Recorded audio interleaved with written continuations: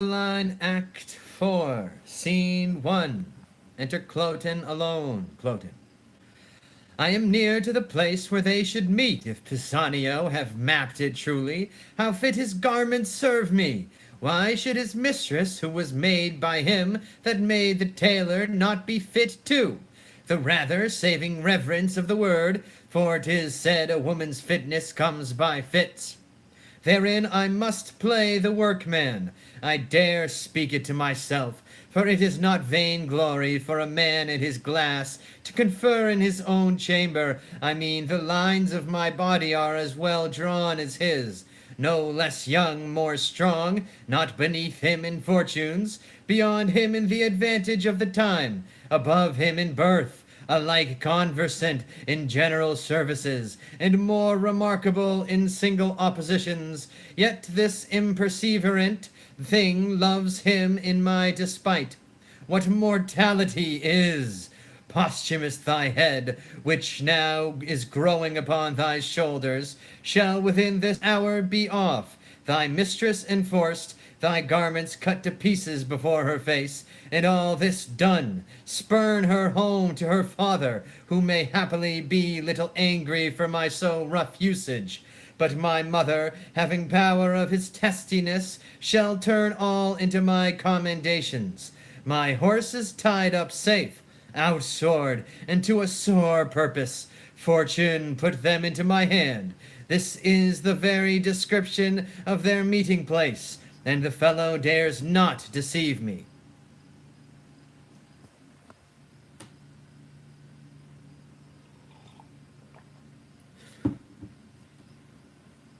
Scene 2. Enter Belarius, Guiderius, Avriagras, and Imogen from the cave. You are not well. Remain here in the cave. We'll come to you after hunting. Brother, stay here. Are we not brothers? So man and man should be, but clay and clay differs in dignity. Whose dust is both alike. I am very sick. Go you to hunting, I'll abide with him. So sick I am not, yet I am not well, but not so citizen as wanton as to seem to die ere sick. So please you leave me, stick to your journal course. The breach of custom is breach of all. I am ill, but your being by me cannot amend me. Society is no comfort to one not sociable. I am not very sick, since I can reason of it. Pray you trust me here. I'll rob none but myself, and let me die, stealing so poorly. I love thee, I have spoke it. How much the quantity, the weight as much as I do love my father. What? How? If it be sin to say so, sir, I yoke me in my good brother's fault. I know not why I love this youth, and I have heard you say, love's reasons without reason. The buyer at door, and a demand who is it shall die. I'll say my father is not this youth. O noble strain, O worthiness of nature, breed of greatness, cowards, father, cowards, and base things, sire, base. Nature hath meal and bran, contempt and grace. I'm not their father, yet who this should be, doth miracle itself, loved before me. 'Tis the 9th hour of the morn. Brother, farewell. I wish ye sport, you health, so please you, sir. These are kind creatures, gods, what lies I have heard. Our courtiers say all savage, but at court. Experience, oh, thou disprovest report.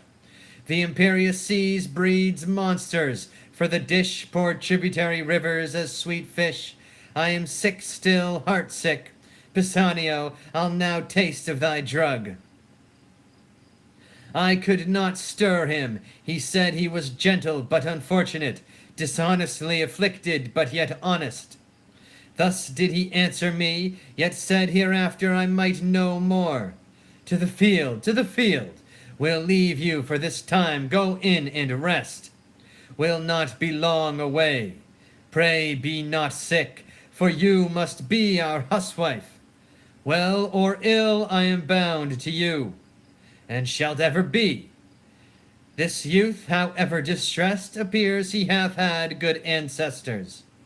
How angel-like he sings! But his neat cookery, he cut our roots in characters and sauced our broths, as Juno had been sick, and he her dieter.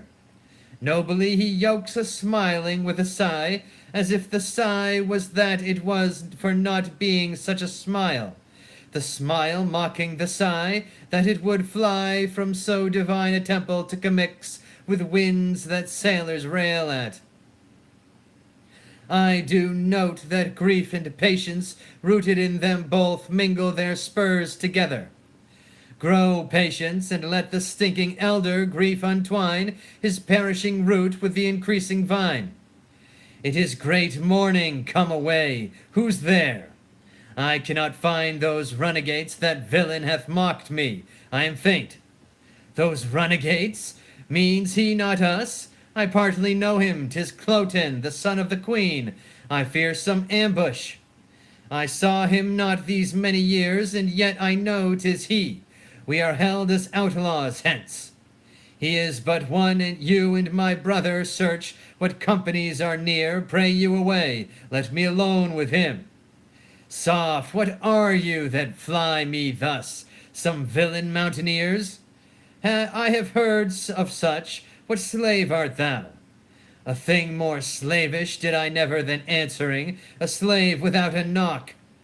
Thou art a robber, a lawbreaker, a villain. Yield thee, thief. To who? To thee? What art thou? Have not I an arm as big as thine, a heart as big? Thy words, I grant, are bigger, for I wear not my dagger in my mouth. Say what thou art, why I should yield to thee. Thou villain base, knowest me not by my clothes? No, nor thy tailor rascal, who is thy grandfather. He made those clothes, which, as it seems, make thee. Thou precious varlet, my tailor made them not. Hence then, and thank the man that gave them thee. Thou art some fool, I am loath to beat thee. Thou injurious thief, hear but my name and tremble. What's thy name? Cloten, thou villain. Cloten, thou double villain, be thy name. I cannot tremble at it. Were it toad or adder, spider, 'twould move me sooner. To thy further fear, nay, to thy mere confusion, thou shalt know I am son to the queen. I am sorry for it, not seeming so worthy as thy birth. Art not afeard? Those that I reverence, those I fear, the wise. At fools I laugh, not fear them. Die the death! When I have slain thee with my proper hand, I'll follow those that even now fled hence, and on the gates of Lud's town set your heads. Yield, a rustic mountaineer. No companies abroad? None in the world. You did mistake him, sure. I cannot tell, long is it since I saw him, but time hath nothing blurred those lines of favor which then he wore. The snatches in his voice and burst of speaking were as his. I am absolute, 'twas very Cloten. In this place we left them. I wish my brother make good time with him. You say he is so fell. Being scarce made up, I mean to man he had not apprehension of roaring terrors, for defect of judgment is oft the cause of fear. But see thy brother. This Cloten was a fool, an empty purse. There was no money in it. Not Hercules could have knocked out his brains, for he had none. Yet I not doing this, the fool had borne my head as I do his. What hast thou done? I am perfect, what?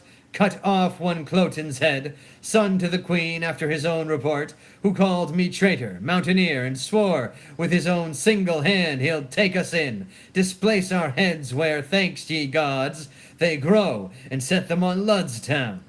We are all undone. Why, worthy father, what have we to lose, but that we swore to take our lives?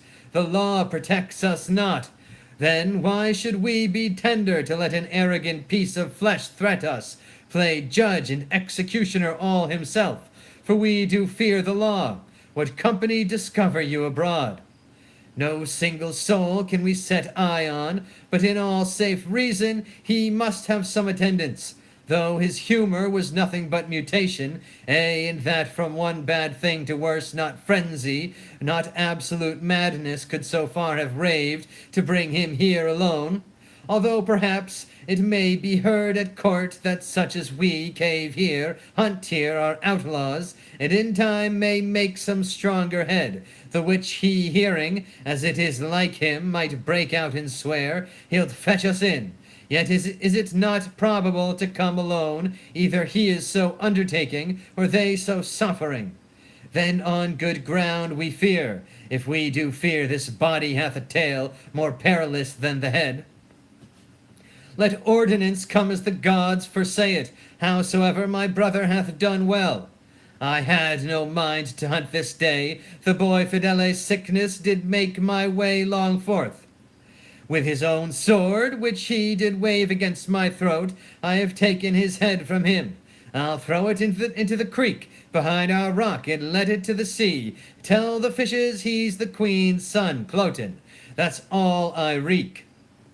I fear 'twill be revenged, would Polydore, thou hadst not done it, though valor becomes thee well enough. Would I had done it, so the revenge alone pursued me. Polydore, I love thee brotherly, but envy much. Thou hast robbed me of this deed. I would revenges, that possible strength might meet, would seek us through and put us to our answer. Well, 'tis done. We'll hunt no more today, nor seek for danger where there's no profit. I prithee to our rock, you and Fidel play the cooks. I'll stay till hasty Polydore return, and bring him to dinner presently. Poor sick Fidel, I'll willingly to him. To gain his colour, I'll let a perish of such Cloten's blood, and praise myself for charity. O thou goddess! Thou divine nature, thou thyself, thou blazonest in these two princely boys.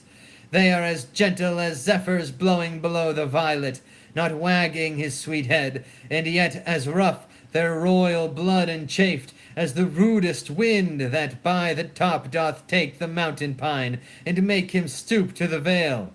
'Tis wonder that an invisible instinct should frame them to royalty unlearned, honor untaught, civility not seen from other, valor that wildly grows in them but yields a crop as if it had been sowed. Yet still it's strange what Cloten's being here to us portends, or what his death will bring us. Where's my brother? I have sent Cloten's cot-pole down the stream in embassy to his mother, his body's hostage for his return. My ingenious instrument, hark, Polydore, it sounds. But what occasion hath Codwal now to give it motion? Hark! Is he at home? He went hence even now. What does he mean? Since death of my dearest mother, it did not speak before. All solemn things should answer solemn accidents. The matter, triumphs for nothing, and lamenting toys, is jollity for apes, and grief for boys. Is Codwal mad? Look, here he comes, and brings the dire occasion in his arms, of what we blame him for. The bird is dead that we have made so much on. I had rather have skipped from 16 years of age to 60, to have turned my leaping time into a crutch, than have seen this. O sweetest, fairest lily, my brother wears thee not the one half so well as when thou grewest thyself. O melancholy, whoever yet could sound thy bottom, find the ooze to show what coast thy sluggish crare mightest easiliest harbour in. Thou blessed thing, Jove knows what man thou mightest have made, but I, thou diedest a most rare boy of melancholy. How found you him? Stark as you see, thus smiling, as some fly had tickled slumber, not as death's dart being laughed at, his right cheek reposing on a cushion. Where? On the floor. His arms thus leagued, I thought he slept, and put my clouted brogues from off my feet, whose rudeness answered my steps too loud. Why, he but sleeps. If he be gone, he'll make his grave a bed. With female fairies will his tomb be haunted, and worms will not overcome to thee. With fairest flowers will a summer last, and I live here, Fidel. I'll sweeten thy sad grave. Thou shalt not lack the flower that's like thy face, pale primrose, nor the azured harebell like thy veins, no, nor the leaf of eglantine, whom not to slander outsweeten not thy breath. The raddock wood, with charitable bill, O bill sore shaming, those rich left heirs that let their fathers lie without a monument. Bring thee all this, yea, and furred moss besides, when flowers are none to winter ground thy course. Prithee have done, and do not play in wench-like words with that which so is serious. Let us bury him, and not protract with admiration what is now due debt to the grave. Say, where shall is lay him? By good Euryphile, our mother.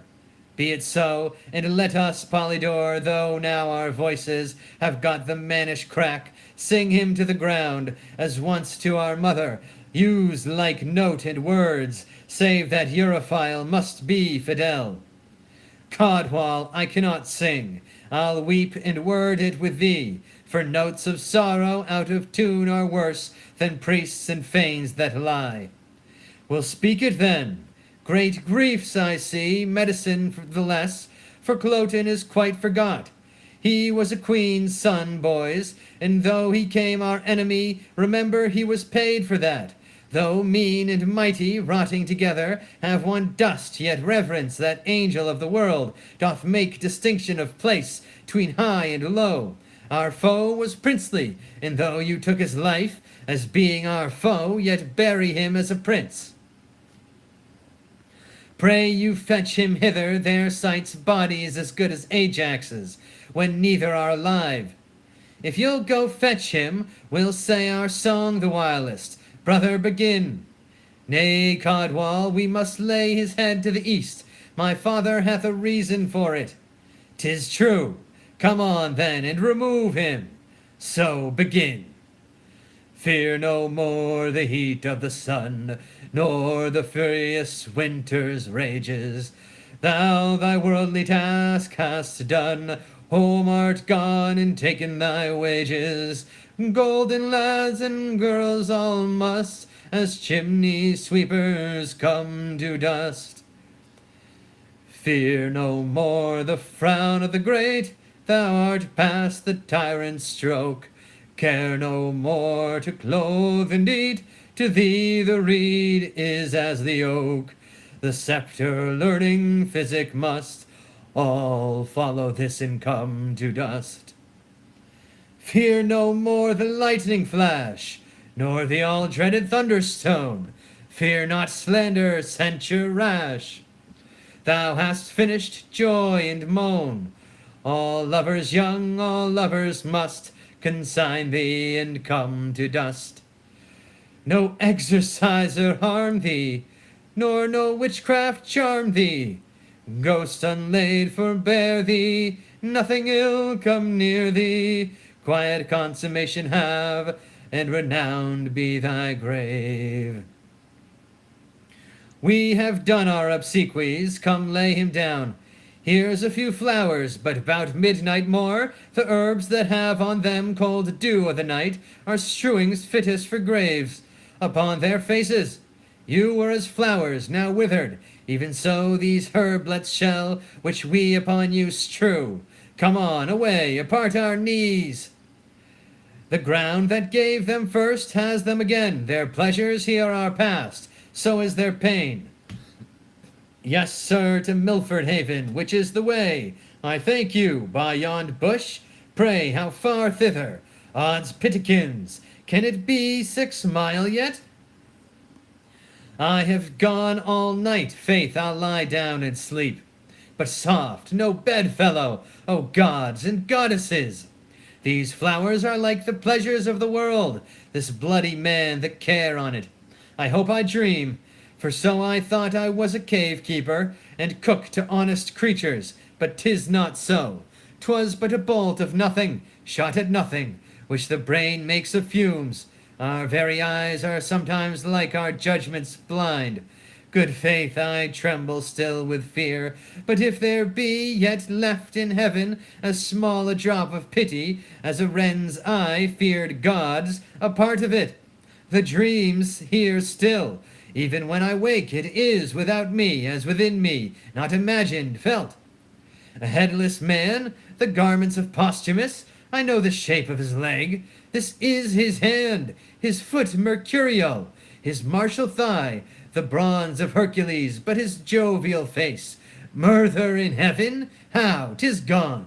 Pisanio, all curses madded Hecuba gave the Greeks, and mine to boot be darted on thee.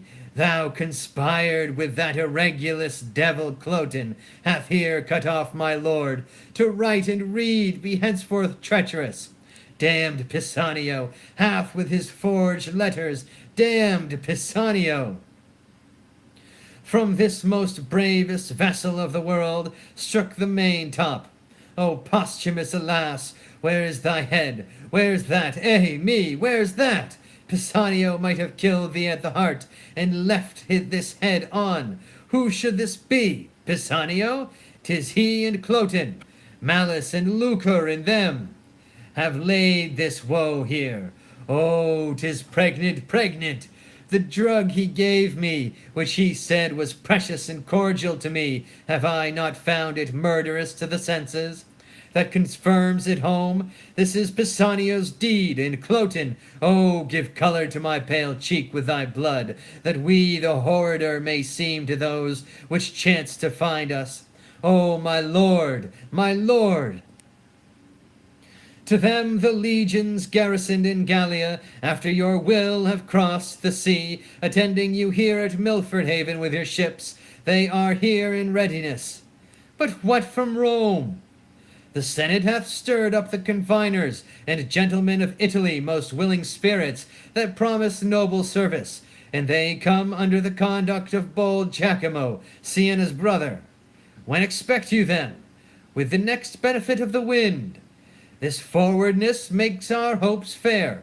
Command our present numbers be mustered. Bid the captains look to it. Now, sir, what have you dreamed of late this war's purpose? Last night the very gods showed me a vision. I fasted and prayed for their intelligence. Thus I saw Jove's bird, the Roman eagle, winged from the spongy south to this part of the west. There vanished in the sunbeams, which portends, unless my sins abuse my divination, success to the Roman host. Dream often so, and never false. Soft ho, what trunk is here, without his top? The ruin speaks that sometime. It was a worthy building. How, a page? Or dead, or sleeping on him? But dead rather, for nature doth abhor to make his bed with the defunct, or sleep upon the dead. Let's see the boy's face. He's alive, my lord. He'll then instruct us of this body. Young one, inform us of thy fortunes, for it seems they crave to be demanded. Who is this thou makest thy bloody pillow? Or who was he that otherwise than noble nature did, hath altered that good picture? What's thy interest in this sad wrack? How came it? Who is it? What art thou? I am nothing, or if not nothing to be were better. This was my master, a very valiant Briton, and a good that here by mountaineers lies slain. Alas, there is no more such masters. I may wander from east to occident, cry out for service, try many all good, serve truly, never find such another master. Lack good youth. Thou movest no less with thy complaining than thy master in bleeding. Say his name, good friend. Richard Duchamp. If I do lie and do no harm by it, though the gods hear, I hope they'll pardon it. Say you, sir, thy name? Fidel, sir. Thou dost approve thyself the very same. Thy name well fits thy faith thy name. Wilt take thy chance with me? I will not say thou shalt be so well mastered, but be sure no less beloved. The Roman emperor's letters, sent by a consul to me, should not sooner than thine own worth prefer thee. Go with me. I'll follow, sir, but first, an it please the gods, I'll hide my master from the flies, as deep as these poor pickaxes can dig, and when with wild wood leaves and weeds I have strewed his grave, and on it said a century of prayers, such as I can, twice over, I'll weep and sigh, and leaving so his service, follow you. So please you entertain me. Good youth, and rather father thee than master thee. My friends, the boy hath taught us manly duties. Let us find out the prettiest daisied plot we can, and make with him our pikes and partisans a grave. Come, arm him. Boy, he's preferred by thee to us, and he shall be interred as soldiers can. Be cheerful, wipe thine eyes. Some falls here are means the happier to arise.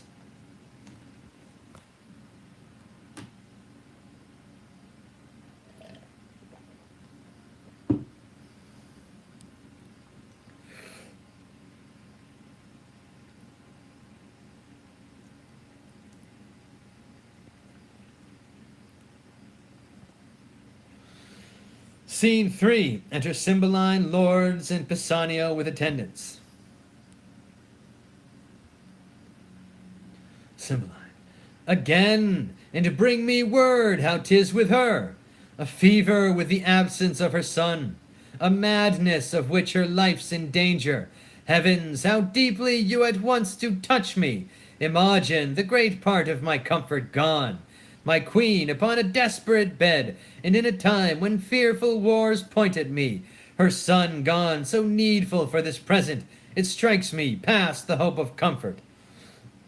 But for thee, fellow, who needs must know of her departure, and dost seem so ignorant, will enforce it from thee by a sharp torture.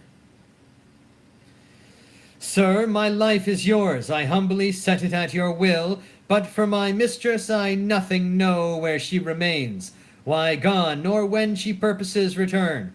Beseech your highness, hold me your loyal servant. Good my liege, the day that she was missing he was here. I dare be bound he's true, and shall perform all parts of his subjection loyally. For Cloten, there wants no diligence in seeking him, and will no doubt be found. The time is troublesome, we'll slip you for a season, but our jealousy does yet depend. So please your majesty, the Roman legions all from Gallia drawn are landed on your coast, with a supply of Roman gentlemen by the Senate sent. Now for the counsel of my son and queen, I am amazed with the matter. Good my liege, your preparation can affront no less than what you hear of. Come more, for more you're ready. The want is but to put those powers in motion that long to move. I thank you, let's withdraw, and meet the time as it seeks us. We fear not what can from Italy annoy us, but we grieve at chances here. Away! I heard no letter from my master since I wrote him Imogen was slain. 'Tis strange, nor hear I from my mistress, who did promise to yield me often tidings. Neither know I what is betide to Cloten, but remain perplexed in all. The heavens still must work. Wherein I am false, I am honest, not true to be true. These present wars shall find I love my country, even to the note of the king, or I'll fall in them. All other doubts, by time let them be cleared. Fortune brings in some boats that are not steered.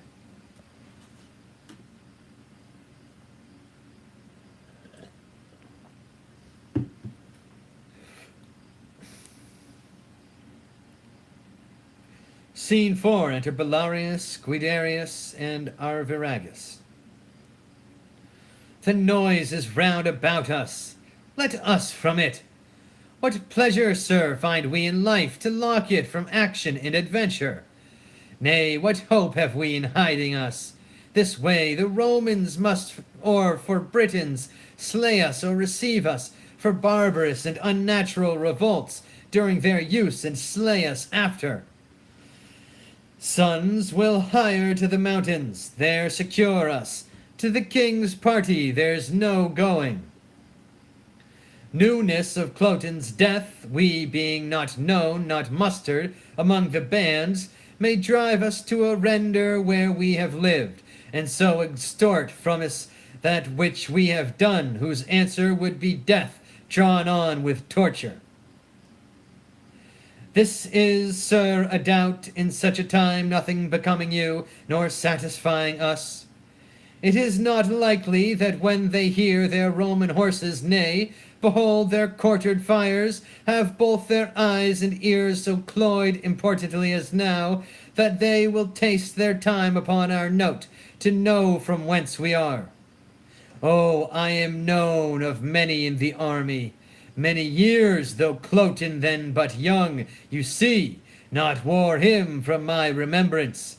And besides, the king hath not deserved my service nor your loves, who find in my exile the want of breeding, the certainty of this hard life, hopeless, to have the courtesy your cradle promised, but to be still hot summer's tanlings, and the shrinking slaves of winter.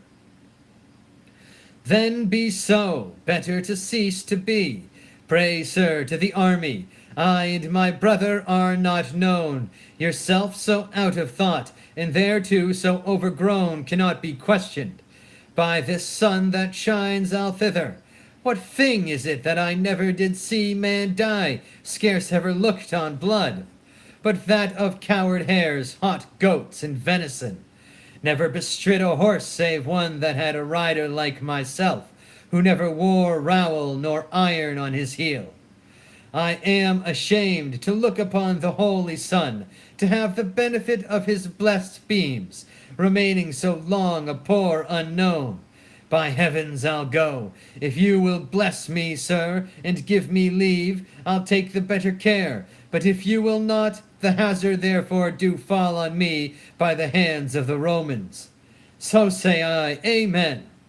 No reason I, since of your lives you set so slight a valuation, should reserve my cracked one to more care. Have with you, boys.